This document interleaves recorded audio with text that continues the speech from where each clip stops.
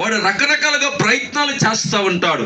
అయినను దేవుని వాక్యమందు నమ్మిక ఉంచి విశ్వాసంతో మనం అడుగులు ముందుకు వేయటం ద్వారా మన ప్రయాసం చూస్తాడు, మనకు తగిన ప్రతిఫలము దేవుడు ఇస్తాడు అని వాక్యం సెలవు. అందుకే అంటాడు 29-25 వచనంలో, సామెతల గ్రంథంలోనే 29-25 వచనంలో కూడా చూడండి. 29 అధ్యాయము సామెతలు కానీ 25. భయపడుట వలన మనుష్యులకు ఉరి వచ్చును, యెహోవా యందు నమ్మికించువాడు సురక్షితముగా ఉంటాడు. ఏముంటుందంట? భయపడడం వల్ల మనుషుడికి ఏమొస్తుంది? ఉరి వస్తుంది. భయపడడం ఎలా ఉంటుంది? టెన్షను, బీపీ పెరగటం, లేకపోతే లో బీపీ రావటం, మెడ నొప్పి రావటం, గుండె అలజడిగా ఉండటం, దేహం అంతా నరాలు స్తంభించిపోవటం, ఇవన్నీ అన్నిటి వల్ల మనం ఏమైపోతామంట? తల్లడిల్లిపోతూ ఉంటాం. అందుకే మనుష్యుడు భయపడకూడదు. భయపడడం వల్ల మనుష్యుడికి ఉరి వస్తుంది. అపవాది భయపడినట్లుగా చేస్తుంది, కలవరం పుట్టించినట్లుగా చేస్తుంది, నీ గుండె ధైర్యాన్ని వాడు సన్నగిలినట్లుగా చేస్తాడు, అన్ని వ్యతిరేకంగా లేపుతాడు, అన్ని వ్యతిరేకంగా నిలబడతాడు, అన్ని వచ్చినట్లు నీ మీదకి చేస్తాడు. అయినప్పటికి కూడా నువ్వేం చేయాలంట? దేవుని వాక్యమందు నువ్వు ఉండగలిగితే ఆయన సురక్షితంగా ఎలా ఉంటామంటండి? సురక్షితంగా ఉండును. ఎవరుంటారు? దేవుని వాక్యమందు నమ్మికించిన వాడు దేవుడు ఏం చేసినా సురక్షితంగా ఉండినట్లు చేస్తాడు. కీడు వచ్చినట్లుగా ఉంటుంది, కలహాలు రేపుతారు, కలవలమైన పరిస్థితులు ఎదురు కనబడతా ఉంటాయి, నీ జీవితం అంతా అల్లకొల్లలుగా చేస్తాడు. ఎందుకు తెలుసా? దేవుని యందు నమ్మికించి బ్రతుకుతున్నావు గనక, ఆయన మీద విశ్వాసం ఉంచి బ్రతుకుతున్నావు గనక, ఆయన మీద ఆధారపడి బ్రతుకుతున్నావు గనక నీ జీవితంలో వాడి కలహాలు రేపుతాడు, కల్లోలమైన పరిస్థితులు తీసుకొచ్చిన దేవుని వాక్యాన్ని చేతబట్టుకుంటే సురక్షితంగా దేవుడు మనల్ని కాపాడతాడు. హల్లెలూయా. అందుకని మనం ఏం చేయాలంట? దేవుని వాక్యం మీద నమ్మిక ఉంచాలి. ఈ రాత్రి మనం ప్రార్థన చేస్తాం, అందరం కలిసి. దేనికోసం ప్రార్థన చేసాం? వృద్ధి కోసము, ఆత్మల రక్షణ కోసము చేసాం. కానీ ఎక్కడ దేవుని పని ఉంటుందో అక్కడ పోరాటము ఉంటుంది. ఎక్కడ దేవుని పని జరుగుతుందో అక్కడ శత్రువు కూడా బలంగా పని చేస్తాడు. ఆ శత్రువు కంటే మనం వేగంగా పని చేయాలి ప్రార్థనలో. అప్పుడు దేవుడు మనల్ని ఏం చేస్తాడంట? శత్రువు చేతికి చెక్కనీయకుండా దేవుడు మనల్ని ఏం చేస్తాడంట? రక్షణిస్తాడని దేవుని వాక్యము. అందుకని 15:30 సామెతల గ్రంథంలో 15:30 ఆయన ఒక మాట అంటాడు, కన్నులు ప్రకాశం చూచుటకు హృదయమునకు సంతోషకరం. కన్నులు ప్రకాశంగా కనబడుతుంది అనుకో, హృదయానికి ఏమన్నా సొంతం. గుడ్డోడికి అప్పుడే కళ్ళు వచ్చినాయండి, గుడ్డోడికి కళ్ళు లేదంటే పసిపిల్లవాడు ఉన్నాడు, ఆ పసిపిల్లవాడు కొంచెం కళ్ళు తెరిచి అట్ట చూశాడు, వాడికి ఏమనిపిస్తుంది? ఇది వింతగా ఉంది, ఎన్నాళ్ళ చీకట్లో ఉన్నాను, 10 నెలలు ఎవడు కనబడలేదు, నాకు ఎవడి స్వరాలు నాకు వినబడలేదు. ఇప్పుడు 10 నెలల తర్వాత కళ్ళు తెరిచి చూస్తే వింత వింతలు మనుషులు కనబడుతున్నారు. వీళ్ళు ఎక్కడి నుంచి వచ్చారంట? వాడు హృదయం లోపల ఏం చేయంట? కేకేసినప్పుడల్లా, చిటికేసినప్పుడల్లా నవ్వుతూ ఉంటాడు. ఇప్పుడు గుడ్డోడికి అమ్మడిని కళ్ళు తెరబడింది అనుకో, వాడు ఏం చేస్తాడు? హృదయము ప్రకాశిస్తూ ఉంటుంది. ఈ రాత్రి అందుకే దేవుని వాక్యం అని తెలుసా?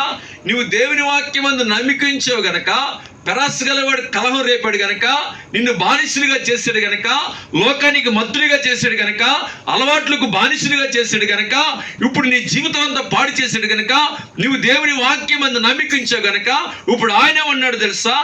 చూడండి, ఆయన ఏమన్నాడు చూడండి. కన్నులు ప్రకాశము చూచుటకు హృదయమును సంతోషకరం. ప్రకాశమైన కన్నులు చూడడానికి హృదయాన్ని సంతోషకరం అంట. 38 ఏళ్ళ నుంచి కోనేడు దగ్గర పడి ఉన్నాడు, గుడ్డివాడే, చూపు లేనివాడు, అంధుడు. దేవుని వాక్యం ఆయన దగ్గరికి వచ్చింది, నమ్మికించాడు, కళ్ళు తెరవబడగానే ప్రకాశమైన ఒక వెలుగును చూశాడు. దేవుని వాక్యాన్ని చూశాడు అనగా యేసు ప్రభువును చూశాడు.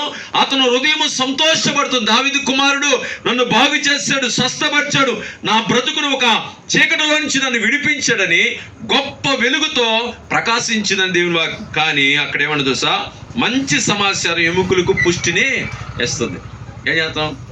మంచి సమాచారం మనకి ఏం చేస్తుందంట? ఎముకలు పుష్టి. నేను నిన్నటిదాకా బాగా ఆలోచన చేశా, మందిరం కట్టలేదు, మందిరం కట్టబడతలేదు అని ఏడుస్తూ ప్రార్థన చేస్తుండే. ఈరోజు ఒక తాజా వార్త వచ్చింది. ఏమని తెలుసా? మందిరానికి మేము సహాయం చేస్తామని అనగానే ఎమ్మటి ఏం చేశారంట? అంత వ్యక్తిని సెకండ్లో నుంచే ఉదయాన్నే లేచి ప్రార్థన చేస్తాను, ఇక హాస్పిటల్కి వెళ్దాంలే అని అనుకుంటూ ఉండగా ఫోన్ ఓపెన్ చేయగానే ఫోన్లో నుంచి అమ్మని అమౌంట్ బయటకు వచ్చి ఎవరు వేసారని కొడితే అన్నాడు. అన్న ఫోన్ చేశాడు, అయ్యా కొంత వేస్తాను అమౌంట్ నా దగ్గర ఉన్న దాంట్లో మందిరానికి సాయం ఎమ్మటి లోడు వేసుకోవచ్చు. అంటే మనం ఏం చేయటం, మంచి సమాచారం ఎముకలకి పుష్టినిచ్చింది, ఎక్కడ లేని శక్తి వచ్చింది, బలం పొందుకున్నాం. అబ్బా దేవుని పని చేయడానికి మళ్ళీ ఒక అవకాశం ఇచ్చాడని ఏంటంట ఎమ్మటి నేను కొనుక్కున్నాం. నేను కూడా ఆలోచన చేశా, అసలు మందిరం నాకు చెప్పింది ఏంటంటే కిందిల్లు పైన మందిరం. గోవాడ గ్రామం రాకముందే దేవుడు చూపించాడని పంపించాడు. వచ్చినాక ఇల్లు కట్టాం. ఇప్పుడు ఇల్లుకి మందిరం కోసం ప్లాన్ చేస్తున్నాం. పూర్తి అవ్వాలి ఇల్లు, చూస్తున్నారు కదా. పైన మందిరం కోసం ప్రార్థన చేస్తుంటే దేవుడు ఏం చేశాడు, ఉపవాస ప్రార్థనలో మీరు చూడగా మీ హృదయాలు ఉల్లసిస్తాయి అని చెప్పాడు. అంతేకాకుండా ఏమన్నా తెలిసిన, బలము చేత శక్తి చేత కాదు కానీ నా ఆత్మ ద్వారా నేను కార్యాలు చేస్తానని చెప్పాడు. నిజమే, మనకు బలం ఉన్నా చేయలేని పరిస్థితి, శక్తి ఉన్నా చేయలేని పరిస్థితి, కానీ దేవుని ఆత్మ ద్వారా జరిగే కార్యాలు ఆశీర్వాదకరం. ఇప్పుడు దూరం దేశం నుంచి వచ్చిన సమాచారం ఎముకలకి ఏం చేస్తుందంట, పుష్టినిస్తుంది. ఇప్పుడు దూరదేశం అనగా పరలోకం నుంచి రావాలి మనకు సమాధానం. ఇప్పుడు అక్కడి నుంచి సమాధానం వస్తే మనకి ఏములైంది, పుష్టి వస్తుంది. ఇప్పుడు ఏమంటాం, ఇద్దరమే కదా, ముగ్గురమే కదా, నలుగురమే కదా, ఏంటంట ఈ నలుగురిని చూసే ఏంటంట ఏమని చేస్తున్నారు అని మనం. యాకోబు ఒక్కడే కదా, లాభాన్ని ఇంటికి వెళ్ళినప్పుడు ఒక్కడేగా, ఎవరైనా వెళ్ళారా? ఒంటరివాడిగా పోయాడు.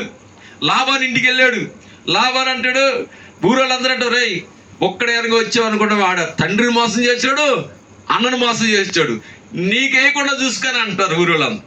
వీడు కలవరపడుతూ ఉంటాడు, మనసులో బాధపడుతూ ఉంటాడు. ఈ ఒక్కడు ఎవరి ఎందు నమ్మికించాడు, దేవుని వాక్యం అందు నమ్మికించాడు.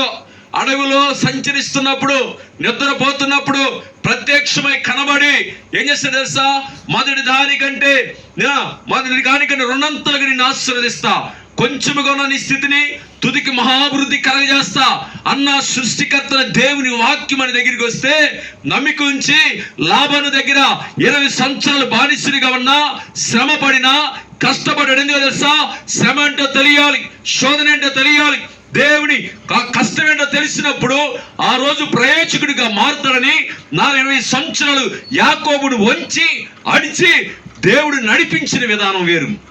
అందుకని 20 సంవత్సరాలు బానిసలుగా చేసి ఆ 20 సంవత్సరాల తర్వాత ఒక్కడే వెళ్ళిన వాడు ఎంతమంది అంట, 11 మంది పిల్లలతో తిరిగి వచ్చాడు. హల్లెలూయా. 12 మంది పిల్లలతో తిరిగి వచ్చాడు. ఒక్కడిగా వెళ్ళిన వాడు గొప్ప ఆశీర్వాదంతో తిరిగి వచ్చి ఆ 12 మంది కుమారులు పరలోకమందు 12 కుమారులకు దేవుడి పేర్లు పెట్టాడంట. ఇప్పుడు చెప్పండి, దేవుని యందు నమ్మిక ఉంచిన వాడు ఎలా ఉంటాడంటే దూరదేశం వచ్చిన సమాచారం ఎముకలకు పుష్టినిస్తుంది. దూరదేశంలో ఉన్నాడు యాకోబు, ఏసేబు చచ్చిపోయాడని యాకోబు అని మూలం పడి ఎడుతున్నాడు. ఇప్పుడు దూరదేశం నుంచి వచ్చిన అయ్యా యోసేపు ఐగుప్తు దేశాన్ని పరిపాలిస్తున్నాడంటే మంచులో చావు బతుకులున్న యాకోబు దగ్గరికి మంచి సమాచారం రాగానే ఎముకలకు పుష్టి వచ్చిందంట. తక్కమని లేచి బేతలికి వెళ్ళి దేవుని దగ్గర ప్రార్థన చేస్తే యాకోబు 12 మంది కుమారులతో 77 మంది వెళితే 6 లక్షల మంది ప్రజలు తిరిగి వచ్చారు. అందుకనే ఏమంటుంది దేవుని వాక్యం, మంచి సమాచారం ఎముకలకు పుష్టినిస్తుంది. నీకు మంచి సమాచారం కావాలంటే, ఆ మంచి సమాచారం ఎక్కడి నుంచి రావాలంటే అదిగో ఆ పరలోక పటలోంచి నీకు తిరిగి వస్తే నీకు ఎముకలకు పుష్టిని, శక్తిని, బలమిచ్చి నీ ఎముకలను బలపరిచేదే దేవుని వాక్యము. హల్లెలూయా. అందుకని రాత్రి అపవాదైన వాడు యాకోబు జీవితంలో కలహం రేపేశాడు. తండ్రి దగ్గర ఇంటి నుండి నేను ఉండేలా, అన్నతో కలిసి ఉండనిలా, అక్కడ ప్రాంతంలో వాడు తరిమి తరిమి తరిమి యాకోబును గడితే తరుమబడుతున్న యాకోబును దేవుడు చూశాడంట. హల్లెలూయా. నెట్టబడుతున్న యాకోబును చూశాడు. ఆ రాత్రి యాకోబుని విడిచిపెట్ల. ఆ యాకోబును ఆశీర్వదించిన దేవుడు ఈ రాత్రి మనల్ని కూడా ఆశీర్వదించబడుతున్నాడు. హల్లెలూయా.